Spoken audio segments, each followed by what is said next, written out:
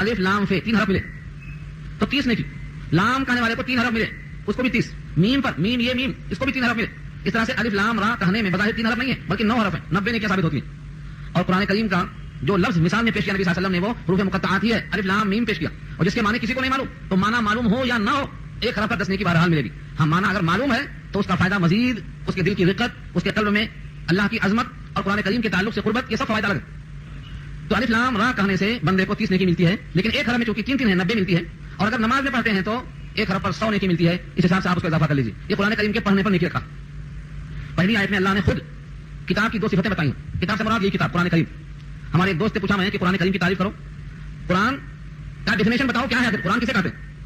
قرآن کریم صرف معنی کا نام نہیں ہے اور قرآن کریم صرف لفظوں کا نام نہیں ہے بلکہ لفظ اور معنی دونوں کو ملا کر جو مجموعہ بنتا ہے یہ قرآن.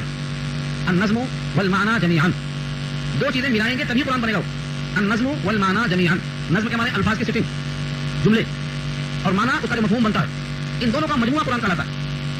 وہ کلام اللہ المنزل وہ اللہ کا کلام ہے جو نازل کیا گیا ہے اپنے نبی پر اور اس کتاب کا لفظ اور معنی دونوں محفوظ کرنے کا اللہ نے وعدہ کیا. تو کتاب اللہ اور قرآن کریم اس کی تعریف یہ ہے کہ وہ کتاب جس کو اللہ نے اپنے نبی پر نازل کیا ہے اور حفاظت کا خود وعدہ فرمایا ہے اس کے لفظ اور معنی دونوں کا مجموعہ یہ قرآن ہے. اس آیت میں اللہ نے صفتیں بتائی ہیں قرآن کریم کی. دل کا آیات الکتاب اور دوسری صفت کیا ہے وہ قرآن مبین. دل کا سے اشارہ ہے آیت کی طرف کیونکہ آیت مؤنث ہے اس لیے اس کے لیے تل کا استعمال ہوا ہے.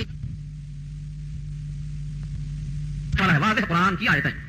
قرآن کریم تو قرآن کو واضح کہتا ہے اور ہمارے یار لوگ کہتے ہیں قرآن کو سمجھ میں نہیں آ سکتا. قرآن سمجھنے کی کتاب نہیں ہے. قرآن کریم کو سمجھا نہیں جا سکتا. کس قدر قرآن کریم کی مخالفت ہو رہی ہے یہ آیت آپ کے سامنے رہنا چاہیے. قرآن کریم کی صفت قرآن کیا کہتا ہے؟ قرآن مبین. یہ قرآن واضح ہے. قسم ہے اس قرآن کی جو قرآن واضح ہے. اور واضح کا مطلب اس میں کوئی کجی نہیں ہے ٹیڑھاپن نہیں ہے. اس کتاب کے اندر ٹیڑھاپن نہیں ہے. یہ لفظ سورہ کہف میں خود شروع میں آ چکا ہے. الحمدللہ الذی انزل علی عبدہ الکتاب ولم یجعل لہ عوجا قیما. اس میں ٹیڑھاپن نہیں ہے بلکہ سیدھاپن ہے. اللہ کا شکر ہے جس نے اپنے بندے پر کتاب بھیجی ایسی کتاب جس میں ٹیڑھاپن نہیں ہے. ولم یجعل لہ عوجا سورہ کہف کی پہلی آیت. اور اتنا کہہ کر چھوڑنے دیا کہ اس میں ٹیڑھاپن نہیں ہے بلکہ پھر اس کو پازیٹو لے کے گئے. قیما سیدھی کتاب ہے جو وہاں اللہ نے کہا وہی اشارہ یہاں بھی قرآن مبین واضح کتاب. اتنی واضح کتاب کے بارے میں اگر کوئی کہتا ہے کہ غیر واضح ہے سمجھ میں نہیں آئے گی سمجھانے والا کوئی نہیں ہے تو کس قدر دھوکہ دیا جا رہا ہے. ایسی ایک آیت نہیں ہے قرآن کریم میں ھذا کتاب انزلناہ یہ کتاب ہم نے اتاری ہے. ھذا کتاب مبارک یہ بابرکت کتاب ہے. لقد انزلنا الیکم کتابا فیہ ذکرکم ہم نے بھیجا ہے تمہارے پاس یہ کتاب تمہارا ہی چچا ہے. ہم نے بھیجا ہے یہ کتاب تمہارے پاس تمہاری رہنمائی کرنے والی. ان ھذا القرآن یہدی للتی ہی اقوم انا سمعنا قرآنا عجبا یہدی الی الرشد. کتنی آیتیں چاہیے آپ کو؟ قرآن کریم اگر آپ ترجمے کے ساتھ ایک بار پڑھ لیں زندگی بھر میں تو آپ کے دل پہ یہ بات واضح ہو جائے گی کہ قرآن کریم بالکل واضح کتاب ہے. ٹیڑھاپن نہیں ہے اور تضادات بھی نہیں ہے. تضادات کا مطلب یہاں کچھ کہہ دیا وہاں کچھ کہہ دیا وہاں کچھ کہہ دیا ایک بیان ایسا ایک بیان ویسا نہیں. پورے قرآن کریم کا چیلنج ہے. اگر یہ اللہ کے غیر کے پاس آیا ہوتا تو اس میں تم اختلاف بہت پاتے لیکن چونکہ یہ اللہ کے پاس آیا ہے تم اس میں تضادات نہیں پائیں گے. ولو کان من عند غیر اللہ لوجدوا فیہ اختلافا کثیرا. کیونکہ اللہ کے پاس آیا ہے لہذا تضاد نہیں ملے گا اس کے اندر. یہ اللہ کا واضح اعلان ہے. تو اس کتاب کی 2 صفت. پہلی صفت کیا بتائی؟ یہ کتاب کامل کتاب کی آیتیں ہیں. نمبر 2 واضح قرآن کی آیتیں ہیں. رحمۃ اللہ وبرکاتہ. الحمدللہ وحدہ والصلاة والسلام علی من لا نبی بعدہ. اما بعد فاعوذ باللہ من الشیطان الرجیم. بسم اللہ الرحمن الرحیم. وَلَقَدْ جَعَلْنَا فِي السَّمَاءِ بُرُوجًا وَزَيَّنَّاهَا لِلنَّاظِرِينَ وَحَفِظْنَاهَا مِنْ كُلِّ شَيْطَانٍ رَجِيمٍ إِلَّا مَنِ اسْتَرَقَ السَّمْعَ فَأَتْبَعَهُ شِهَابٌ مُبِينٌ إلى آخر الآية. صدق الله العلي العظيم وصدق رسوله النبي الكريم ونحن على ذلك من الشاهدين والشاكرين. اللهم ألهمنا رشدنا وأعذنا من شرور أنفسنا. اللهم وفقنا لما تحب وترضى من القول والفعل والنية. رب اشرح لي صدري ويسر لي أمري واحلل عقدة من لساني يفقهوا قولي. آمين يا رب العالمين. محترم حضرات معزز سامعین محترم خواتین میری ماؤں اور بہنوں ملی بھائیوں، گزشتہ ہفتے میں سورہ ہجر کا پہلا رکوع پیش کیا گیا تھا. سورہ ہجر کا پہلا رکوع 14ویں پارے کا پہلا رکوع جس میں قرآن کریم کی عظمت پر بات ہوئی، قرآن کریم کے تحفظ کی بات ہوئی کہ اللہ تعالیٰ نے قرآن کریم کو نازل کیا ہے اور وہی اس کے محافظ ہیں. دنیا ساری بیزار ہو کے اپنی حفاظت سے دستبردار ہو جائے تب بھی اس کا ایک ایک حرف محفوظ اللہ نے کر دیا ہے ہمیشہ کے لیے. دنیا میں تو محفوظ ہے ہی، خود ایک تختی کا نام ہے لوح. لوح مانے تختی اور وہ ہے لوح محفوظ جو اللہ کے پاس خزانے میں ہے، عرش اعظم کے اوپر ہے. وہاں بھی قرآن کریم محفوظ ہے، فی لوح محفوظ اللہ نے خود کہا ہے. تو یہ ایسا مقام ہے جہاں کسی کے ہاتھ ہی نہیں پہنچ سکتے. لا یمسہ الا المطہرون، پاکیزہ ہاتھ ہی وہاں جا سکتے ہیں. اس لیے حفاظت اس کی اللہ کے ذمہ ہے. اور قرآن نام ہے الفاظ اور معنی دونوں کا، اس لیے جس طرح قرآن کی حفاظت کا وعدہ ہے اس کے معنی کے تحفظ کا بھی وعدہ ہے. اور اس کے معنی کو متعین کرنے میں سب سے اہم حدیث ہیں، جس سے اشارہ ملتا ہے کہ حدیث کو بھی اللہ اپنی حفاظت میں رکھیں گے. یہ مضمون گزشتہ ہفتے میں آ چکا تھا اور کافروں کا ایک مطالبہ تھا کہ ہمارے پاس آسمان سے فرشتے کیوں نہیں آتے. تفصیلاً جواب یہ عرض کیا گیا تھا کہ فرشتے آنا تو بہت آسان ہے، اگر تم کو آسمان تک لے جائیں تم تب بھی ایمان لانے والے نہیں ہو. کفر اور شرک اور اناد کی بنا پر یہی کہیں گے کہ ہماری آنکھوں پر جادو کر دیا گیا ہے. سکرت ابصارنا. سکرت سکر کے معنی نشہ, مسکر نشہ آور چیز, سکارا نشے میں رہنے والا آدمی, سکران مدہوش. سکرت ابصارنا ہماری آنکھوں پر نشہ کر دیا گیا ہے, یعنی آنکھوں پر جادو کر دیا گیا ہے. تم آسمان میں پہنچ کر بھی ایسا کہو گے. اور اس کی وجہ یہ ہے کہ یہاں ضد ہے, اور ضد اور اناد میں آدمی ہر دھرمی کی وجہ سے حق کو نہیں مانتا. اتنا مضمون گزشتہ ہفتے کا تھا, آسمان پر لے جانے اور وہاں تمہارے یہ کہنے کا کہ ہم پر جادو کر دیا گیا ہے. یہاں رکوع ختم ہو چکا تھا. اب سوال یہ ہے کہ آسمان پر جانا ممکن ہے؟ آسمان کس چیز کا نام ہے؟ کیا اس میں دروازے ہیں, راستے ہیں؟ اس کا جواب یہیں سے شروع ہوتا ہے. وَلَقَدْ جَعَلْنَا فِي السَّمَاءِ بُرُوجًا, اور تحقیق ہم نے بنایا ہے آسمان میں برج. وَزَيَّنَّاهَا, اور اس کو ہم نے آراستہ کیا ہے, سنوارا ہے. لِلنَّاظِرِينَ, دیکھنے والوں کے لیے. آسمان تو ساتھ ہے, لیکن ہر دو آسمان کے درمیان 500 برس کا فاصلہ ہے. 500 برس ہماری عمر ہی نہیں ہے تو ہم پہنچیں گے کیسے؟ 500 برس کا جو فاصلہ ہے, ایک شخص چلتا رہے تو 500 برس میں پہنچے گا, اور یہاں حیات 100 کے اندر ہے. اس کا مطلب یہ ہے وہاں تک پہنچا جانا ممکن ہی نہیں. اسباب وسائل ان کو چھوڑ دو, اگر آپ کو ہر قسم کی وصیت مل جائے تب بھی آپ کی حیات تو 100 کے اندر ہی ہے, اور راستہ 500 برس کا ہے. اس لیے آسمان اول کو سجایا ہے اللہ نے. وزیناہا, اس واسطے ہاں کی ضمیر مؤنث لائے کہ تم ایک آسمان کو دیکھ سکتے ہو, شمس اور قمر سے, مریخ اور زہرہ سے, عطارد اور مشتری سے, ان کو سنوارا ہے اللہ نے. کس کے لیے؟ للناظرین, نظر ڈالنے والوں کے لیے, دیکھنے والوں کے لیے. ناظرین جمع ہے, ناظر اس کا واحد ہے. دیکھنے والوں کے لیے ہم نے آسمان کو بہت آراستہ کیا ہے. آسمان میں برج سے کیا مراد ہے؟ برج کے معنی آتے ہیں راستے. جتنے ستارے ہیں, جتنے سیارے ہیں, یہ سب کے سب آسمان میں اپنے ایک محور میں گردش کرتے ہیں. یہ آسمان میں جڑے ہوئے نہیں ہیں, بلکہ اللہ تعالیٰ نے ان کے لیے ایک محور بنا دیا ہے کشش کی بنیاد پر. اس کشش کی بنیاد پر اپنے مدار میں, اپنے ہی حدود میں, اپنے ہی محور میں گردش کرتے رہتے ہیں. سورہ یاسین میں اللہ نے کہا ہے وَكُلٌّ فِي فَلَكٍ يَسْبَحُونَ, ہر ایک اپنے اپنے محور میں گردش کر رہا ہے. آسمان میں برج بنانے سے کیا مراد ہے؟ آسمان ان آنکھوں نے دیکھا نہیں. آسمان سے مراد وہ نیلگوں فضا بھی مراد ہے. سمتیں آسمان, آسمان کی سمت میں جب ہم دیکھتے ہیں تو جو فضا میں نیلگوں رنگ دکھائی دیتا ہے یہ بھی آسمان کہا جاتا ہے. اور جو آسمان اول ہے, اس کے جسم کے, اس کے وجود کو بھی آسمان کہا جاتا ہے. اللہ تعالیٰ نے اس میں بڑے بڑے برج بنائے ہیں, اور یہ پوری بات سورہ فرقان پارہ 19 میں آ رہی ہے. تبارک الذی جعل فی السماء بروجا کے تحت, تبارک الذی جعل فی السماء بروجا وجعل فیہا سراجا وقمرا منیرا. تو اس میں بڑے بڑے ستارے ہیں, بڑے بڑے سیارے ہیں. ان سے اللہ نے اس کو آسمان کو مزین اور آراستہ کر دیا ہے, اتنا خوشنما کر دیا ہے کہ رات کی تاریکی میں جب بندہ اٹھا کر نگاہ دیکھتا ہے تو چاند کی چاندنی اور ان تاروں کی جھرمٹ میں معلوم ہوتا ہے کہ پوری ایک کہکشاں ہے جو آراستہ اور پیراستہ ہے. یہاں دعوے کے ساتھ یہ دلیل دکھائی جاتی ہے ہم تم کو آسمان تک لے جانے پر قادر ہیں, اور آسمان میں یہ انتظام ہے کہ اگر کوئی آئے تو اس کے لیے ہم نے آراستہ کیا ہے, سجا کے رکھا ہے. اللہ کے نبی صلی اللہ علیہ وسلم جب معراج کے موقع پر تشریف لے گئے تو آسمان اول سے آسمان سابع, ساتوں آسمان تک ہر آسمان پر کھٹکا دیا حضرت جبریل نے. اور وہاں پر جو پہرے دار ہے اس نے سوال کیا تم کون ہو؟ جواب ملتا ہے میں جبریل ہوں. تمہارے ساتھ کون ہے؟ میرے ساتھ محمد ہیں صلی اللہ علیہ وسلم. کیا ان کو بلایا گیا ہے؟ ہاں ان کو بلایا گیا ہے. اس طرح سوال جواب معراج کی تمام حدیثوں میں ملے گا آپ کو, چاہے بخاری کیوں چاہے مشکات کیوں. اس سوال جواب کے بعد دروازے کھلتے گئے اور آپ چلے جاتے گئے. اس کا مطلب یہ ہے کہ ان برجوں میں اللہ تعالیٰ نے راستہ بنایا ہے, تو وہ قادر مطلق تمہیں اوپر تک لے جانے پر قادر ہے اور آسمان کو راستہ کرنے پر قادر ہے. لیکن تمہاری ہردرمی یہ ہے کہ تم وہاں پہنچ کر بھی یہ کہو گے کہ ہم پر تو جادو کر دیا گیا ہے. یعنی تم کسی بھی حقیقت کو ماننے والے نہیں ہو. انسان کی فطرت اگر ضد پہ آ جائے, اناد پہ آ جائے, ہردرمی پہ آ جائے تو اس کے لیے دلائل اور ٹھوس مضبوط قسم کی تصدیق کافی نہیں ہوتی. ان کو اللہ نے بنانے کے بعد, سنوارنے کے بعد یوں ہی نہیں چھوڑ دیا ہے کہ جو چاہے پتھر مار دے, جو چاہے جہاں چاہے چلا جائے.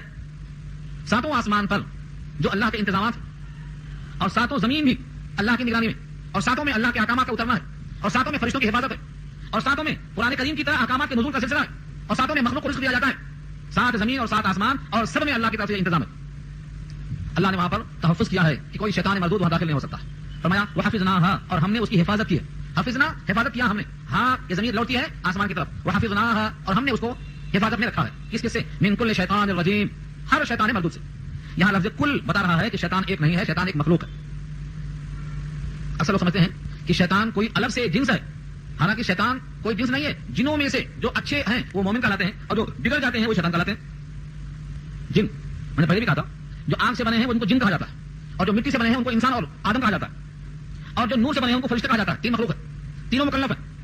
جنوں کو آگ سے, فرشتوں کو نور سے, انسانوں کو مٹی سے سلسلہ بنایا اللہ نے پیدا کرنے کا.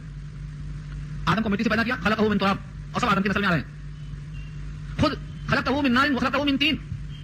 شیطان نے اللہ سے کہا تھا کہ آپ نے ان کو مٹی سے بنایا ہے اور مجھ کو آگ سے, اور آگ میں طرف ہے, بلندی ہے, گڑھے میں بھی ہے تو اوپر جاتی ہے, اس کے شعلے اوپر جاتے ہیں, اور مٹی میں پستی ہے, اچھال دو اوپر تو نیچے گرتا ہے آگے. اس لیے آدم کو سجدہ میں نہیں کروں گا, آدم سجدہ مجھے کریں گے. یہاں لفظ من کل, کل کا کل بتا رہا ہے کہ شیطان ایک نہیں ہے, بہت ہے.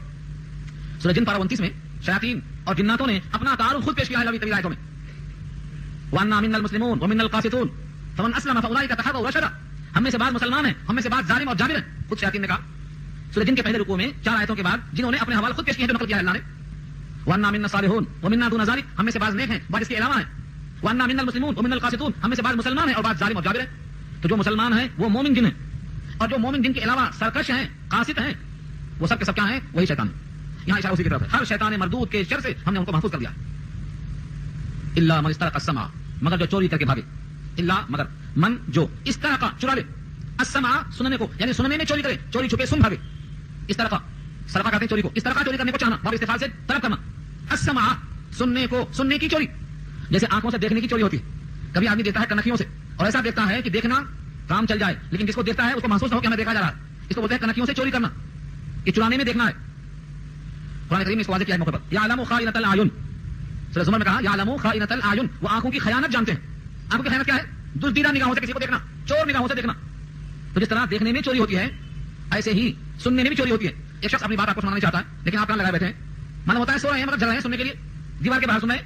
تو یہ شیاطین کا حال یہ تھا کہ آسمان کی فضاؤں میں، بادلوں کے حصوں میں یہاں وہاں چھپ کر بیٹھ جاتے تھے، اور جب فرشتے وہاں سے نکل کر اللہ کی باتیں سن کر باہم پوچھتے تھے، سوالات کرتے تھے. اللہ نے کیا کہا؟ ماذا قال الحق، ماذا قال ربکم، قال الحق.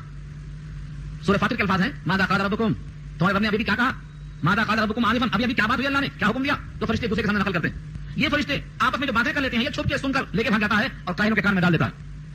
اور اتنی تیز بھاگتا ہے کہ اگر بھاگ گیا تو بات پہنچ گئی کاہن تک، اور اگر نہیں بھاگ سکا تو گولی لگ گئی. کون سی گولی ہے؟ فاتبعہ شہاب ثاقب، پیچھا کیا ہے اس کا. شہاب کے معنی شعلے اور مبین کے معنی روشن. روشن شعلے آگ کے اس کا پیچھا کرتے ہیں اور جلا کے خاکستر کر دیتے ہیں. نہ وہ جن بچتا ہے شیطان اور نہ اس کی خبر بچتی ہے، سب کے سب ڈل کر بھسم ہو جاتے ہیں. تو اگر چوری چھپے سن لیا تو بات منتقل کرتا، اور اگر جل گیا تو ختم ہو جاتا. یہاں دو باتیں بہت طویل ہیں، سورہ فرقان میں انشاءاللہ پوری بات آئے گی، لیکن یہاں دو باتیں یاد رکھ لیں. شہاب ثاقب جس کو یہاں کہا گیا ہے، یہاں شہاب مبین کہا ہے، سورہ صافات میں شہاب ثاقب کہا گیا ہے، اور سورہ جن میں بھی شہاب مبین کہا گیا ہے. یہ شہاب کیا ہے؟ آگ کا شعلہ. یہ کہاں سے پیدا ہوتا ہے؟ عربی میں اس کا نام ہے انقضاض الکوكب، تاروں کا ٹوٹنا ہم بولتے. نبی صلی اللہ علیہ وسلم نے فرمایا کہ تاروں کا ٹوٹنا پہلے سے تھا، لیکن اب اس سے اللہ نے یہ کام لیا ہے کہ جو جنات شیطان اوپر آتا ہے بات سننے کے لیے اس کو اس سے مار بھگایا جاتا ہے. تو تھا پہلے سے، لیکن اس سے کام لینا اب شروع ہوا. پہلے شیاطین فضاؤں میں چھپ جاتے تھے، چھپ کر سن لیا کرتے تھے. اب تو اوپر چھپنے کا بھی چانس ختم کر دیا قرآن کریم کے نزول کے زمانے سے. چنانچہ شیاطین خود فکر مند ہو کر آپس میں پوچھتے تھے، ہم جب آسمان کو گئے وَأَنَّا لَمَسْنَا السَّمَاءَ فَوَجَدْنَاهَا مُلِئَتْ حَرَسًا شَدِيدًا وَشُهُبًا، اور جب ہم نے آسمان کو چھوا تو دیکھا بھرا ہوا ہے سخت نگرانی کے ساتھ. مُلِئَتْ بھرا ہوا ہے، کس سے بھرا ہوا ہے؟ حَرَسًا چوکیداری سے، وَشُهُبًا اور آگ کے انگاروں سے. ہمیں یہ نہیں معلوم ہو سکا کہ یہ زمین والوں پر شر ہے یا زمین والوں پر خیر ہے. وَأَنَّا لَا نَدْرِي أَشَرٌ أُرِيدَ بِمَنْ فِي الْأَرْضِ أَمْ أَرَادَ بِهِمْ رَبُّهُمْ رَشَدًا، زمین والوں کے حق میں یہ کوئی شر اور فتنہ ہے یا ان کے رب نے خیر کا فیصلہ کیا ہے، ہمیں نہیں معلوم کیوں بند کیا گیا. اسی کے بعد وہ شیاطین نکلے ہیں ڈھونڈنے کے لیے کہ کوئی نئی بات پیش آئی ہے. تو حضور کو فجر کی نماز میں وادی نخلا میں قرات سنتے ہوئے ایمان سب کے سب لے آئے اور کہنے لگے کہ ہم نے قرآن سنا ہے، سمعنا قرآنا عجبا یہدی الی الرشد فآمنا به، ہم نے وہ قرآن سنا ہے، بڑا عجیب قرآن سنا ہے، ہدایت کرتا ہے اچھی باتوں کی، تو ہم ایمان لے آئے. پھر وہاں سے پورے سورہ جن کے پہلے رکوع میں مکمل بات ہے، ہم ایسے تھے، ہمارا یہ گمان تھا، ہمارا یہ خیال تھا، وَأَنَّا ظَنَنَّا بھرا پڑا ہوا. تو وہ شیاطین وہاں جا کر سنا کرتے تھے، لیکن قرآن کے بعد سے ان کو مار بھگایا گیا. اب شہاب ثاقب سائنسدانوں کی اصطلاح میں کیا ہے؟ وہ کہتے ہیں کہ یہ شہاب ثاقب آگ کا شعلہ نہیں ہے، تاروں کا ٹوٹنا غلط ہے، بلکہ زمین کے اندر سے سورج کی حدت اور شدت اور گرمی سے جو بخارات اٹھتے ہیں تپش کے ساتھ، اور اوپر جانے کے بعد اگر ان کو کہیں سے بھی شدت آگ کی لگ جاتی ہے تو یہ اپنی شدت میں جل اٹھتے ہیں، اور جل اٹھنا ہی تارا ٹوٹنا کہلاتا ہے، اور جل اٹھنا ہی شہاب ثاقب کہلاتا ہے. ہمیں ان کے تحقیق سے کوئی اختلاف کرنے کی ضرورت نہیں ہے، چاہے تارا ٹوٹنا کہا جائے، چاہے بخارات کا اوپر جا کر جلنا کہا جائے. ہم تو یہ جانتے ہیں کہ ان جلتے ہوئے شعلوں سے اللہ نے یہ کام لیا ہے. اتنا ہی خبر دینا مقصود ہے. یہاں نہیں کہا گیا ہے کہ تارے ٹوٹتے ہیں، تارے اوپر سے گرتے ہیں کہ نیچے جاتے ہیں. یہاں اتنا کہا گیا ہے کہ آگ کے شعلے ہیں، اس سے انتظام کیا گیا ہے مار بھگانے کا. وہ شعلے نتیجہ ہے اللہ کی پیداوار کا، چاہے وہ بخارات سے پیدا کرے اور چاہے اوپر سے گرائے، وہ اللہ کی شان ہے، یہاں کوئی ذکر نہیں ہے تمہیں. الا من استرق السماء، مگر وہ کچھ چوری چھپے سن لیتے ہیں. فاتبعہ شہاب مبین، اور پیچھا کرتے ہیں ان کا آگ کے شعلے جو کھلے ہوئے روشن ہیں. یہ اللہ کی قدرت دکھایا. یہ اوپر کا حال ہے. اب نیچے جہاں ہم بیٹھے ہوئے ہیں فرمایا والارض مددناہا، اور زمین ہم نے پھیلایا، زمین کو پھیلایا. اب ہم کو زمین گول نظر آتی ہے تو یہ پھیلانے کے خلاف نہیں ہے. اگر کوئی بہت بڑا دیکھنے والا ساری کائنات کے حجم کو دیکھتا ہے اور اسے گول نظر آتی ہے تو ہمیں اسے کوئی اختلاف کرنے کی حاجت نہیں، کیونکہ زمین کو ہم اپنے لیے بچھی ہوئی دیکھ رہے ہیں. یہی ہے مددناہا، پھیلایا ہم نے زمین کو. سورہ حامیم سجدہ پارہ 24 میں اللہ نے فرمایا ہے کہ پہلے ہم نے زمین کا مادہ بنایا، زمین کا مادہ بنانے کے بعد آسمان کو بنایا، اس کے بعد زمین کو بچھایا، زمین کو بچھانے کے بعد اس میں زمین کے متعلقہ چیزوں کو پیدا فرمایا. یہ پورے کام 6 دن میں ہوئے. والارض بعد ذلك دحاها، والارض بعد ذلك، یہ کیا ہے بعد ذلك؟ یعنی آسمان کی تخلیق کے بعد اور زمین کا مادہ بنا چکنے کے بعد اب اس زمین کے مادے کو جو پہلے پیدا کر چکے تھے اب پھیلا دیا. والارض مددناها، مددنا کے معنی آتے ہیں پھیلانا. کوئی آدمی بیٹھا ہوا ہے کہتے ہیں ذرا پاؤں کھول لو. یہ پاؤں کھولنا کیا ہے؟ مددہ ہے، پاؤں کھولنا. کوئی لیٹا ہوا ہے لیکن پاؤں موڑے ہوئے ہیں، اسے کہا جائے پاؤں لمبا کر لو تو یہ مدہ ہے. مدہ مدو کے معنی لمبا کرنا. مد کو مد اسی واسطے کہا جاتا ہے کہ اس کو ذرا کھینچا جاتا ہے، لمبا کیا جاتا ہے. قرآن کریم نے اس مادے کو فرمایا کہ اس میں پھیلایا، خوب پھیلایا. زمین پھیلتی چلی گئی. جیسے روٹی کا روٹی کو پہلے لوئی بنا کر توڑ کے رکھتے ہیں آپ, اس کے بعد دباتے ہیں تو چپٹی ہو کر پھیلتی ہے. اس دبانے سے جو پھیلاؤ پیدا ہوتا ہے اس کو کہتے ہیں مدد. ایک مقولہ مشہور ہے عربی کا, اذا تغدى تمدى واذا تعشى تمشى. جب تم کھانا کھاؤ دوپہر میں تو لمبے ہو جاؤ, تھوڑا سا لیٹ جاؤ. اس کا نام ہے قیلولہ. کچھ لوگ کہتے ہیں قیلولہ ثابت نہیں ہے, پتہ نہیں کہاں سے دیکھ کے بولتے ہیں والوں. قیلولہ حضور کی سنت ہے, اس کے چھوڑ دینے سے ہی دل کے امراض پیدا ہو رہے ہیں. رات میں دیر سے سونا اور صبح دیر تک سونا اور دوپہر میں قیلولہ نہ کرنا, یہ 3 مخالفت ہے حضور کی. فرمایا عشاء کے بعد بات کرنا مکروہ ہے, عشاء کے بعد جلدی سو جانا, اور صبح فجر میں نہ اٹھنا رزق کو روک دیتا ہے. صبح جلدی اٹھ جانا, شام میں جلدی نہ سونا, ایک مخالفت. صبح جلدی نہ اٹھنا, دوسری مخالفت. صبح دیر تک 11 بجے تک سونے کی پاداش میں ظہر کے بعد بھی نہیں سو سکتے, تیسری مخالفت. نتیجے میں سونے کا اثر جہاں پڑتا ہے وہ دل ہے, بیچارہ بجھ جاتا. اس کا نام چلا یوں تو اللہ نے موت و حیات لکھ دیا پہلے سے, لیکن اسباب کی حد تک اس کو بتایا جا سکتا ہے. اسباب حضور کا حکم یہ ہے, قیلولہ کرنا حضور کی سنت ہے, جلدی اٹھنا حضور کی سنت ہے, جلدی سونا حضور کی سنت ہے. گفتگو کرنا مکروہ لکھا ہے بخاری کی روایت میں, والحدیث بعدھا یعنی بعد العشاء مکروہ ہے بات کرنا, سوائے ان باتوں کے جو دین کی بات ہو, اللہ کی بات ہو, رسول اللہ کی بات ہو, یا شوہر کا بیوی سے ہم کلام کرنا ہو, یا مہمان کا ضیافت کرنا ہو, بس. تو مدہ کے معنی پھیلانا. اذا تغدى تمدى, دوپہر میں کھاؤ تو ذرا لمبے ہو جاؤ, تھوڑا لیٹ جاؤ. واذا تعشى تمشى, اور شام میں کھانا کھاؤ تو چہل لو, چہلنا ضروری اس کے لیے, چہل قدمی اس کا نام ہے. والارض مددناها, اور زمین کو ہم نے پھیلایا. والقینا, اور ڈالا ہم نے فیہا, اس زمین میں, رواسیہ, بوجھ. رواسیہ جمع ہے, اس کا واحد ہے راسیہ, بوجھ. اس زمین پر بوجھ, یہ بوجھ کیوں ڈالا؟ تاکہ زمین اس بوجھ کی بنا پر کب کپاہٹ سے بچ جائے. کیونکہ دوسری آیت سورہ انبیاء میں آئے گی کہ ہم نے زمین کو پانی پر رکھا ہے, اور زمین پانی پر جب ہے تو اس میں کب کپاہٹ, ارتعاش. آپ پانی پر پلیٹ رکھ دو اپنے کھانے کی, کیسا ہلتی رہتی. کشتی وزندار ہے, کتنا ہچکولی لیتی, اتنی وزندار کشتی بھی پانی پر حرکت میں آتی. اس متحرک زمین پر ہمارا سکون کیسے رہتا؟ 30 سیکنڈ کا زلزلہ آیا تو سکون غلط, ایک بار تھرتھرایا تو اچھے گرم, زمین ہو جاتی. تو اس تھرتھراہٹ کو روکنے کے لیے رواسیہ, بوجھ, اس بوجھ کی بنا پر زمین اب نہیں ہلتی. ہاں, کبھی کبھی رب کریم اپنی قدرت کا مظاہرہ پیش کرتے ہیں کہ دیکھو بڑے سکون سے سو رہے ہو, غافل ہو کر ہم اسے ہلا سکتے ہیں. کبھی آذربائیجان کو ہلا دیا, پورا شہر ختم. کبھی کشمیر میں ہلا دیا, پورا شہر ختم. کبھی سونامی کر دیا, سمندر کو ہلا دیا, کئی ہزار انسان بھاگے پانی کے اندر ہو گئے. یہ اللہ کی قدرت ہے. تو اس زمین کو اللہ نے بوجھ سے دبا کے رکھا ہے, وہ بوجھ کو ہٹاتے ہی زلزلہ شروع ہوتا. وَأَنبَتْنَا فِيهَا مِن كُلِّ شَيْءٍ مَوْزُونٍ, اور ہم نے اگایا ہے اس میں, یعنی زمین میں, من کل شے, ہر شے. آپ سوچ کر دیکھو, آپ کے علم کے مطابق جتنی چیزیں آپ کھاتے ہیں پیتے ہیں, سوائے ایک پانی کے جو اوپر سے برساتے ہیں اللہ, وہ بھی اسٹاک نیچے ہی ہے. ہر چیز آپ کو اس زمین سے تیار کرتے ہیں رب کریم. کوئی میٹھی چیز ہے تو مٹھاس مٹی کی ہے, کوئی کھٹ میٹھی ہے تو اس کا بھی مزہ زمین سے ہی پیدا کیا ہے. ہاں, کہ کوئی چیز اگر رنگین ہے تو اس کا رنگ بھی اللہ نے اسے پیدا کیا ہے. وَأَنبَتْنَا فِيهَا مِن كُلِّ شَيْءٍ, ہر چیز کو ہم نے پیدا کیا.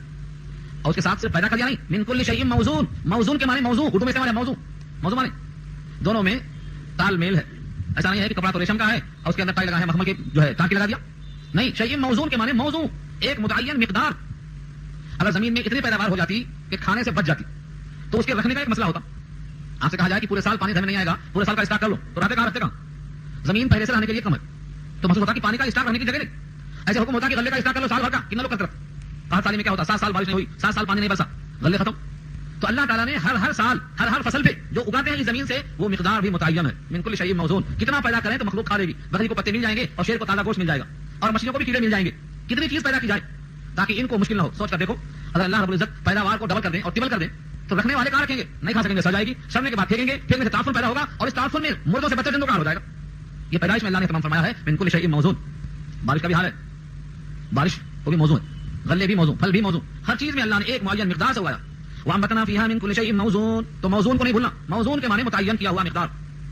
وَجَعَلْنَا لَكُمْ فِيهَا مَعَائِشَ, اور رکھا ہم نے تمہارے واسطے اس زمین میں معائش, معیشت اردو میں استعمال ہے معیشت, اس کی جمع کیا ہے معائش. تمہارے معاش کے سامان رکھے, روٹی وہیں سے, چاول وہیں سے, اور سالن بھی وہیں سے. آلو کھائیں گے تو زمین سے, گوبھی کھائیں گے تو زمین سے, اور گوشت بھی کھائیں گے تو گوشت بکری پتے کھا کے اور گھاس کھا کے تمہارے پاس پیش کروائیے. کہیں واسطہ ہے, کہیں بھی واسطہ ہے, کہیں براہ راست ہے. تم نے کوئی چیز زمین سے ہٹ کر کھائی ہے تو بتا دو. ہاں, غم کھایا ہوگا, غم کھایا ہوگا, یہ زمین سے نہیں نکلتا. حضرت شاہ عبداللہ کا, شاہ عطا اللہ بخاری کا ایک بہترین مقولہ ہے, سنایا تھا آپ کو, مگر کچھ لوگ نئے بھی ہیں.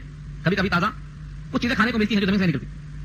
شاہ صاحب فرماتے ہیں کہ ایک آدمی آگے بولتا ہے, مولوی صاحب روزہ رکھنا چاہتا ہوں لیکن چاہتا ہوں کہ کھانا پینا بھی بند نہ ہو. مولوی صاحب سے ایسا کہا جا سکتا ہے نا, مولوی صاحب کھلونا ہے جو چاہے پوچھو. ہاں, وکیل صاحب کے پاس جائیں گے تو 500 فیصد میں پہلے تب پوچھو, تو وہاں جا کے پوچھو. ایسا عالم صاحب کے پاس جو چاہے سوال کرو, بغیر پیسوں کا فری آف کاسٹ, مفت مفت مفت, صبح شام رات دن تو جہاں جائے, کوئی وقت نہیں, اپنا وقت نہیں لگائیں گے, ان کا وقت چاہے لے لو. تو عطا الرحمان صاحب, عطا اللہ شاہ بخاری بڑے برجستہ تھے, بہترین حضرت جواب مولوی تھے, اتنا بہترین جواب دیتے تھے. جب ان سے پوچھا گیا کہ حضرت روزہ بھی چلتا رہے اور کھانا پینا بھی چلتا رہے, نسخہ بتا دیجیے ایسا, کیونکہ رمضان بہت شدید ہے. ہاں, یاد آیا. حضرت نے کہا ہاں یاد آیا, ایک نسخہ یاد آیا. تم کو ایک مضبوط تندرست آدمی کسی کھمبے میں رسیوں سے باندھ دے, اور باندھنے کے بعد جوتا لے کے پٹائی کرے, تم مار کھاتے جاؤ. اب تم کو غصہ آئے گا, غصہ پیتے جاؤ, اس کے ریئیکشن میں تو غصہ آئے گا نا, غصہ پیتے جاؤ, جوتا کھاتے جاؤ, غصہ پیتے جاؤ, کھانا پینا دونوں جاری, روزہ برقرار رہے گا. نسخہ کیسا ہے؟ تو یہ ہے اصل چیز. اگر کوئی چیز انسان کھایا ہوگا زمین کے علاوہ تو یہ غم کھایا ہوگا اور غصہ کھایا ہوگا جو اپنی پیداوار ہے. تحمل نہیں ہے, ضبط نہیں ہے, صبر نہیں ہے, قناعت نہیں ہے, بے صبری ہے, بے قراری ہے. تو ایک چیز کھا سکتا ہے یہ باہر کی, ورنہ زمین سے ہٹ کر کوئی چیز نہیں کھانا. تو پھر کیسا ہونا چاہیے تھا اس کو؟ زمین بڑی متحمل ہے, اس پر کافر بھی ہے تو انہیں برداشت کرتی ہے. خدا کا باغی بھی زمین پر آرام کرتا ہے تو اسے سونے دیتی ہے. غدار بھی ہے اللہ کا تو روٹی اس کے واسطے فراہم کرتی ہے. تو زمین کی طرح تحمل ہمیں ہونا چاہیے, کیونکہ ہم زمین سے غذائیں لے رہے ہیں. تو زمین کے اوصاف ہمارے اندر کیوں نہیں پیدا ہو رہے ہیں؟ ہم اپنے کو بڑا سمجھتے ہیں, آسمان تک پہنچ جائیں گے. ہم کھاتے ہیں مٹی, بدلی ہوئی مٹی کھاتے ہیں. مٹی براہ راست نہیں کھاتے. انگور کھائے تو مٹی, سیب کھائے تو مٹی, اخروٹ کھائے تو مٹی, بدلی ہوئی مٹی ہے لیکن ہے تو مٹی. مٹی کھانے والا کیڑا ہوا انسان ہو کیا ہوا؟ کیڑے بھی مٹی کھاتے ہیں. تم اناج کے کیڑے ہیں, اناج بھی مٹی ہے. مٹی کھانے والا اتنا متکبر کہ بات کو برداشت کرے, جب وہ غصہ رہا ہے اس کو, اما پہ غصہ, بابا پہ غصہ, استاد پہ غصہ, حاجرہ غصہ, تو غم کھا سکتا ہے باہر کی چیزیں. ورنہ سب چیزیں زمین سے پیدا کیا اللہ نے, ہر چیز زمین سے پیدا کیا. اسی لیے اللہ فرماتے ہیں غصہ کر کے, تکبر کر کے تم آسمان تک لمبے نہیں ہو سکتے, قد نہیں بڑھنے والا ہے. اور زمین پہ اکڑ کر چلنے سے زمین تھکنے والی نہیں ہے تمہارے پاؤں کی ٹھوکر سے. انک لن تخرق الارض ولن تبلغ الجبال طولا. اس غصے اور تکبر سے تم لمبے ہو کر پہاڑ تک نہیں پہنچو گے, اور اپنے پاؤں کی ٹھوکر سے زمین کو پھاڑ نہیں سکو گے.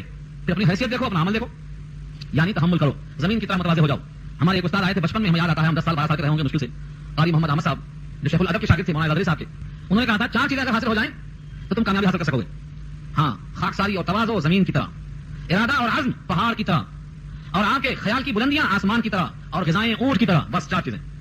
اونٹ کی طرح غذائیں, جو ملا کھا لیا, کانٹا ملا کانٹا کھایا, پتے ملے پتے کھائے, جو مل گیا خدا نے دے دیا کھا لیا. تو غذائیں اونٹ کی طرح, اور تواضع زمین کی طرح. کوئی ٹھوکر مارتا ہے, کوئی مشرک ہے, کوئی بات نہیں, کافر ہے, یہودی ہے, کوئی بات نہیں. اس زمین پر جو بھی گھر بنائے بسنا چاہے تیار ہے زمین. اتنا خاکساری ہونا چاہیے.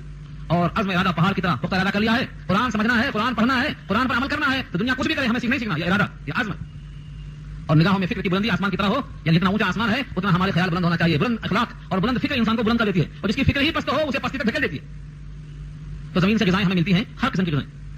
وجعلنا لكم فيها معايش, اور رکھا ہم نے تمہارے واسطے وہ زمین میں معیشت, صرف تمہارے واسطے نہیں. ومن لستم له برازقین, اور ان کے لیے بھی ہم نے غذائیں زمین میں رکھی ہیں تم جن کو رزق نہیں پہنچاتے ہو.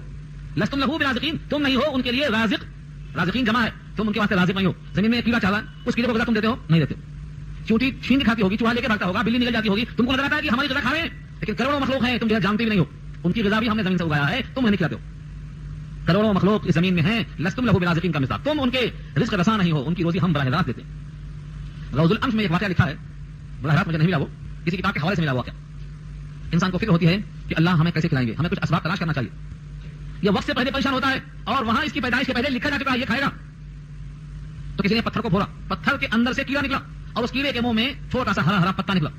دیکھا یہ پتھر کی چٹان میں کیڑا ہے, اس کے منہ میں ہرا پتا ہے. اللہ تعالیٰ اس پر قادر ہے. مریم کو بے موسم پھل دیا تو زکریا نے کہا کہاں سے ملا یہ, انا لکی ھذا. سورہ آل عمران میں آیت آئی, مریم کے ہاتھ میں بے موسم پھل, انا لکی ھذا. وہ کہتی ہیں ہوا من عند اللہ, یہ تو اللہ کے پاس ہے. مریم کمرے میں بند ہے, باہر سے قفل لگا دیا ہے زکریا نے حفاظت کے لیے. دروازہ کھولتے ہیں خود, دروازہ بند کرتے ہیں خود, دیکھتے ہیں ہاتھ میں انگور ہے بے موسم. انا لکی ھذا, کہاں سے آیا ہاتھ میں؟ فرماتے ہیں ہوا من عند اللہ, دروازہ بند ہے, کہاں سے انگور ہے؟ عقل حیران ہوتی ہے. حضرت زکریا نے کہا ان کو بے موسم پھل مل سکتا ہے تو ہم کو نہیں مل سکتا ہے. تب دعا کیا اللہ سے 100 سال کی عمر میں کہ ہم کو بھی پھل دیجیے نا. تو یہی پیدا ہوئے, یہ دل کا پھل ہے. یہی حال تھا خبیب کا بھی, جب ان کو قید کر دیا تھا مکے والوں نے. دیکھا تو قید خانے میں ہتھکڑیاں پہنے ہوئے ہیں اور انگور کھا رہے ہیں. مکے میں انگور کھائی نہیں گئی. کفار نے دیکھا اپنے ہاتھوں سے تینوں انگور کھا رہے ہیں, سمجھ گئے کہ یہ انگور اس موسم میں اگر ہوتا بھی تو قید تک پہنچتا کیسے. تو اللہ کا زمین سے رزق پہنچانا صرف انسانوں کے لیے نہیں ہے, اتنی مخلوقات زمین سے رزق اٹھاتی ہیں کہ ہم نے ان کو جانا بھی نہیں. اس لیے کہا وہ رب العالمین, وہ تو رب العالمین ہے نا, سب کے رب وہی ہیں. برساتی موسم کے میڈر جو نکل جاتے ہیں, ایسے کتنے ہیں جو دفن ہیں مٹیوں میں. پانی کی مخلوقات ہیں, فضاؤں کی مخلوقات ہیں, کیڑے مکوڑے ہیں, حشرات الارض ہیں, چرند اور پرند ہیں, ہر ایک کی مرضی کے موافق زمین سے ہی اللہ ان کو رزق فراہم کرتے ہیں, تم نہیں فراہم کرتے ہو. ومن لستم له برازقین, اتنا انتظام. پھر فرمایا وَإِن مِّن شَيْءٍ إِلَّا عِندَنَا خَزَائِنُهُ, اور نہیں ہے کوئی شے مگر ہمارے پاس ہے اس کا خزانہ. بتائیے, ڈالر لینا ہے تو امریکہ کے پاس سمجھتے ہیں ہم, اللہ کیا فرماتے ہیں ہمارے پاس ہے. ہم چاہیں تو اسے تلاش کر دیں, ہم جس کو چاہیں مالدار کر دیں, سونا چاندی درہم و دینار سکے صحت عافیت سکون ہمارے پاس, ہم سے مانگو. ہم سمجھتے ہیں کہ کسی اور کے پاس, اللہ کے پاس صرف بخشش ہے. ہاں کیا ہے, کچھ اشعار میں بھی لوگ کہتے ہیں نا, اللہ کے پلڑے میں وحدت کے سوا کیا ہے. آیت کی خلاف ورزی ہے. توحید کے پلڑے میں وحدت کے سوا کیا ہے, لے لینا ہے لے لیں گے محشر میں محمد سے. یہ آیت کیا بولتی ہے, وَإِن مِّن شَيْءٍ إِلَّا عِندَنَا خَزَائِنُهُ, اور نہیں ہے کوئی چیز مگر اس کے خزانے ہمارے پاس ہیں. اور آپ کہتے ہیں اللہ کے پاس ہے کیا سوائے وحدت کی. اللہ کے پاس کیا ہے بولنا, یہ بہت بڑا گستاخانہ جملہ ہے. سرکش ہے وہ انسان, اپنے باقی ہے وہ انسان جو اپنے رب کے ساتھ شروع کرتا ہے کہ اللہ کے پاس سوائے بخشش کا ہے کیا. ہر خزانہ, ہر خزانے کی چابیاں اللہ کے پاس ہے. اللہ نے چاہا تو قارون کو دے دیا, اللہ نے چاہا تو فرعون کو نواز دیا, شداد کو دے دیا, کیونکہ دنیا کی کوئی حیثیت اللہ کے پاس نہیں ہے, ورنہ حضور سے زیادہ کسی کو نہیں ملتا. حضور کے واسطے تیار تھا کوہ وہاں سونا بننے کے لیے, حضور نے کہا نہیں مجھے ضرورت نہیں. کیوں؟ کیونکہ دنیا مطلوب نہیں ہے, مطلوب جنت ہے, مطلوب اللہ کی رضا ہے, دائمی طور پر وہاں آرام لینا ہے. تو یہ آیت آپ کے سامنے ہونا چاہیے ہمیشہ کہ ہر خزانے کا استعمال اللہ کے پاس ہے. آپ کہیں گے صرف دنیا کا یا صرف آخرت کا. اللہ نے کہا ان لنا للآخرۃ والأولی, آخرہ بھی میرے پاس, اولی بھی میرے پاس, ہر خزانے کی میرے پاس. وَإِن مِّن شَيْءٍ, اور نہیں ہے کوئی شے, ان معنی نہیں, کیوں, اللہ سے پہلے ان ہمیشہ نہیں ہوتا. کیا لگا قاعدہ, اللہ سے پہلے ان نہیں کے معنی میں آتا ہے پورے قرآن کریم میں. وَإِن مِّن شَيْءٍ, اور نہیں ہے کوئی شے مگر عندنا ہمارے پاس ہے خزائنہ اس کے خزانے. یہ اردو میں تمہارا خزانہ یہی ہے. وما ننزله الا بقدر معلوم اور ہم نہیں اتارتے ہیں اس خزانے کو مگر ایک مقدار متعین. بقدر معلوم قدر اندازہ اور معلوم متعین. کتنی بارش کی یہاں ضرورت ہے. بارش کے قطرے بھی اللہ کے علم میں ہیں. بغیر اللہ کے علم کے بارش کے قطرے نہیں آتے. ہم سمجھتے ہیں بے حساب بارش ہو گئی. ہمارے لیے بے حساب ہوگی کیونکہ حساب میں کچے ہیں ہم. لیکن اللہ تو سریع الحساب ہے. ان کے پاس یہ خزانہ آیا ہے تو کتنا بقدر معلوم متعین مقدار میں آیا. اللہ تب نے جتنا کہا دے دیا جہاں جہاں ڈال دیا. اگر کہیں بارش زیادہ ہو گئی تو اس کے اسباب وہاں ہوں گے. کہیں بارش کم ہو گئی تو اس کے اسباب وہاں ہوں گے. کہیں قحط پڑ گیا تو اس کے وہاں اسباب ہوں گے. اللہ کا وہ فیصلہ ہے ان کے عمل کے مطابق. ہمارے پاس خزانے ہیں لیکن ہم جو اتارتے ہیں متعین مقدار. وارسلنا الرياح لواقع اور ہم نے چھوڑا ہے ہواؤں کو. بھیجا ہے ہواؤں کو. ارسلنا بھیجا. جس طرح رسول کہتے ہیں. رسول کسے کہتے ہیں؟ جس کو اللہ نے بھیجا وہ رسول پیغمبر. یہاں بھی ارسلنا ہم نے چھوڑا ہم کو بھیجا. ہوائیں خود سے نہیں چلتی. ہواؤں کو چلانے والا چلاتا. ہوائیں بڑی اچھی لگتی ہیں لیکن بھیجنے والا کھانے لگتا. یاد نہیں آتی کبھی اس کی. اتنی اچھی ہوا آتی ہے. آج کل تو گرمی کا موسم ہے. جھونکا آتا ہے تو طبیعت بحال ہو جاتی ہے. مگر کبھی سوچو یہ ہوائیں بھیجتا کون ہے؟ اللہ فرماتے ہیں ہم بھیجتے. وارسلنا الرياح. ریاح جمع ہے ریح واحد. وارسلنا الرياح ہواؤں کو ہم بھیجتے. کبھی کبھی اس ریح کو عقیم کہا بانجھ ہوا. پانی نہیں آیا تو بانجھ ہوا. اور پانی اگر اس بادل میں ہے ان بادلوں کے اندر تو اس کو لواقع کہا. بوجھل ہے وہ بادل پانی کی وجہ سے. تو ان ہواؤں میں طاقت ہے کہ بارش کی وجہ سے جو بادل بوجھل ہیں ان کو ہوائیں لے کے چلتی ہیں اپنے دوش پر. آپ دیکھتے ہیں بادل آسمان پہ اتر سے دکن جا رہا ہے. دکن سے اتر جا رہا ہے. کون لے کے جاتا ہے؟ یہ ہوائیں لے کے چلتی ہیں. ہواؤں کے دوش پر وہ بادل یہاں سے وہاں منتقل ہوتے ہیں. مگر کون کرتا ہے؟ ارسلنا ہم نے بھیجا. وارسلنا الرياح وارسلنا الرياح اور بھیجا ہم نے ہوائیں. لواقع. لواقع اصل میں اس اونٹنی کو کہتے ہیں جو گابن ہو اور بچہ دینے والی ہو. اس کو لواقع کہتے ہیں. یہاں مراد ہے ایسی ہوا جو بادلوں کی ساتھ بادلوں میں بارش کے ساتھ چلتی ہوئی ہو. اس کو لواقع کہتے ہیں. اللہ فرماتے ہیں کہ یہ بادل جس میں پانی بھرا ہے ان بادلوں کو نچوڑتے ہیں تو پانی برستا ہے. اس نچوڑنے پر تم قادر ہو تو بتاؤ. سورہ واقعہ نے پوچھا ہے انتم انزلتموه من المزن ام نحن المنزلون. ان بادلوں سے پانی نچوڑ کر ہم برساتے ہیں کہ تم برساتے ہو. انتم تزرعونه ام نحن الزارعون. اس پانی سے کھیتی تم اگاتے ہو کہ ہم اگاتے ہیں. انتم انشاتم شجرتها ام نحن المنشئون. ان پانی سے درختوں کو تم اگاتے ہو کہ ہم اگاتے ہیں. انتم تزرعونه ام نحن الزارعون. کھیتی سے تم کرتے ہو کہ ہم کرتے ہیں. سورہ واقعہ دوسرا رکوع تفصیل سے آیت ہے. ہم نے بھیجا ہے ہواؤں کو بادلوں کے ساتھ. فانزلنا من السماء ماء. پھر اتارا ہم نے آسمان سے پانی. فاسقیناکم. پھر ہم نے تم کو پلایا ہے اس پانی کو. فاسقیناکم. پھر پلایا ہم نے تم کو اس پانی کو. بتانا یہ ہے کہ یہ پانی سمندر کے بخارات سے جو اٹھتا ہوا ہے. سمندر پورا کا پورا کیسا ہے؟ نمکین. منہ میں لگائے تو نمک نمک. کتنے نمک پیدا ہوتے. اس نمکین پانی کو کون فلٹر کرتا ہے؟ کہاں سے فلٹر ہوتا ہے؟ فرماتے ہیں کہ یہ پانی زمین میں نمکین ضروری تھا. نمک ہے تو جتنا کچرا جتنی گندگی چاہے جہاں سے آتی ہے اس نمک کے کان میں گرتی ہے تو نمک میں بلکہ لگتی ہے. اگر یہ پانی میٹھا ہو تو سڑ جائے بدبو پیدا ہو جائے اور وہ گندگی صاف نہ ہو. تو یہاں اس پانی میں نمک ضروری ہے لیکن ہم کو پینے کے لیے میٹھا پانی ضروری ہے. اللہ کی قدرت اس کی شان بندوں پر شفقت و محبت. اس پانی کے اندر سے جو اوپر بخارات جاتے ہیں اللہ تعالیٰ ان ہواؤں سے ان بادلوں سے ایسا فلٹر کر دیتے ہیں کہ اگر اس کے اولے آپ کے منہ میں گریں تو نمک کا ذرہ برابر بھی اشارہ محسوس نہیں ہوگا. قطرے منہ میں گرتے ہیں تو میٹھی اور شیریں پانی ہوتے ہیں. سب سے بہترین پانی کون سا ہوتا ہے؟ بارش کا پانی. وانزلنا من السماء ماء طهورا. طہور کا ہے مبالغہ. سب سے طاہر سب سے مطہر سب سے بہترین پانی کون سا ہے؟ جو بارش کا ہو. یہ نمکین کو اللہ میٹھا کر دیتے ہیں اور ہم ہیں کہ اللہ کا نام لیتے ہوئے بگڑتے ہیں. ہم سمجھتے ہیں کہ ہم پر اللہ کا کوئی احسان نہیں ہے. دوسروں کے احسان بہت زیادہ آتے. کسی نے کھیت دیا, کسی نے گھر دیا, کسی نے علاج کرا دیا, کسی نے کھانا کھلا دیا, کسی نے دعوت کر دی, نوکری دلا دی, سب تعریفیں کرتے پھرتے. لیکن اللہ کے حکم سے ہماری حیات ہے, اس کے حکم سے ہمارا دل چلتا ہے, اس کے حکم سے زمین پانی ہمیں سیراب کرتی ہے. اللہ کا تذکرہ آئے تو ہم کو اکتاہٹ ہو جاتی ہے. جلدی سے ختم کرو نا. ہاں اگر بہو کا تذکرہ آ جائے تو گھنٹوں کرو. آپ کی بہو بہت اچھی ہے, بہت نیک ہے, اب کہے گا بننے کو چلتا جائے. بیٹوں کی تعریف, سب کی تعریف میں مزہ آتا. اللہ فرماتے ہیں یہ ایمان کے نہ ہونے کی دلیل ہے جو اللہ کے بیان میں اکتاہٹ محسوس کرے. سورہ زمر کی آیت ہے وَإِذَا ذُكِرَ اللَّهُ وَحْدَهُ اشْمَأَزَّتْ قُلُوبُ الَّذِينَ لَا يُؤْمِنُونَ بِالْآخِرَةِ. جس کے دل ایمان سب کمزور ہیں وہ تنہا جب اللہ کا ذکر ہوتا ہے تو اس کے دل میں بھٹکنے کی کیفیت پیدا ہوتی ہے. وَإِذَا ذُكِرَ اللَّهُ وَحْدَهُ تنہا اللہ کا ذکر برداشت نہیں کرتا. اللہ کے اتنے احسانات ہیں ہم گن نہیں سکتے, اس لیے اس پر غور کرو. اللہ وہ پانی تم کو پلاتے ہیں. اور اگر تم سے کہا جائے کہ پورے سال کا اسٹاک کر لو, پورے 50 سال جینا ہے تو اسٹاک کر لو, تو کیا کرتے؟ اللہ فرماتے ہیں وما انتم له بخازنین, اور نہیں ہو تم اس کے لیے خزانہ جمع کر سکنے والے. خازنین خازن کی جمع ہے, اور خازن کہتے ہیں جس کے پاس خزانہ جمع ہو. اردو میں خازن استعمال ہے نہیں ہے, مسجد کے خازن صاحب. ہاں کیوں؟ خزانہ جمع ان کے پاس. یہ پانی کا خزانہ تم جمع کر سکنے والے نہیں ہو. ایک دن پانی آ رہا ہے تو پریشان ہو جاتے, کل کا بھی رکھنا ہے اور آج کا بھی رکھنا ہے, اور ہفتہ بھر آیا تو پانی اتر جاتا چہرے کا. کہاں سے پانی پیئیں گے؟ چہرے کا پانی اتر جاتا, گھٹنے میں جاتی عقل.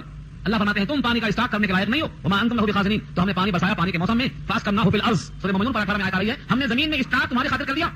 اور زمین سے نکالو پانی تو تازہ پانی, بہترین پانی نکالو. اب تو ہم نے خود خراب کیا ہے کہیں کہیں زمینوں کے حصوں کو, تو پانی میں دوسرے چیزوں کی بدبو آ گئی ہے, ورنہ جتنا نیچے جائے گا آپ کا ہاتھ اتنا ہی پانی شیریں آئے گا. زمین میں اسٹاک کر دیا. اللہ فرماتے ہیں تمہارے اوپر شفقت ہے جو ہم نے اسٹاک کیا ہے, تمہارے ہاتھ تک پہنچنے والا ہے. ہم چاہیں تو اس کو اتنا نیچے اتار دیں کہ تم لانے پر قادر نہ ہو سکو. فاس کرنا ہو بالارض وإنا علی ذهاب به لقادرون, اور ہم اس پانی کو لے جانے پر قادر ہیں, اتنا نیچے کہ تم نہ پاؤ.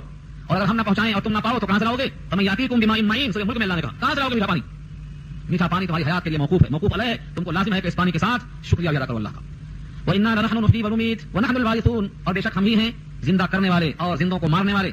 اگر کوئی مرا ہے ہمارا فعل ہے, کوئی زندہ ہے ہمارا فعل ہے. اس کا زندہ ہونا, اس کا مرنا ہونا اس کے طاقت میں نہیں ہے تبدیل کر لینا, ہم ہیں یہ کرنے والے. وإنا, اور بے شک لنحن, البتہ ہم ہی ہیں.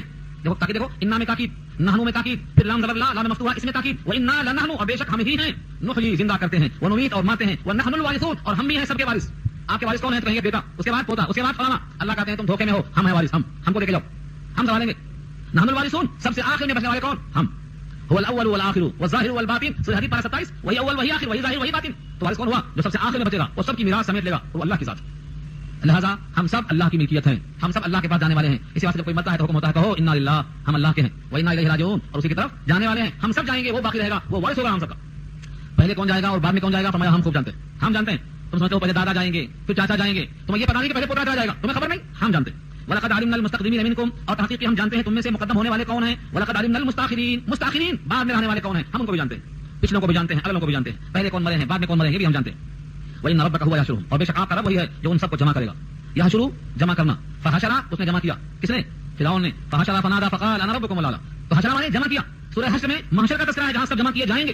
محشر کو محشر اسی واسطے کہا جاتا ہے کہ محشر وہ میدان ہے جہاں سب کو اکٹھا کیا جائے گا، جو زمین کے اوپر ہیں، جو زمین کے نیچے ہیں، جو آئندہ پیدا ہوں گے، جو پیدا ہو کے مر گئے، سب اکٹھا کیے جائیں گے۔ اور کون کرے گا اکٹھا ان کو؟ ان ربک ہوا، وہی جمع کرے گا جو آپ کا رب ہے، جو مارنے پر قادر، جلانے پر قادر، جمع کرنے پر قادر، پانی دینے پر قادر، پانی کو شیریں کرنے پر قادر، زمین سے غلہ اگانے پر قادر، ہماری حیات جس رزق پر موقوف ہے وہ رزق فراہم کرنے پر قادر۔ اس اللہ کے بارے میں تم پوچھتے ہو کہ وہ قرآن کریم کو کیسے محفوظ کرے گا؟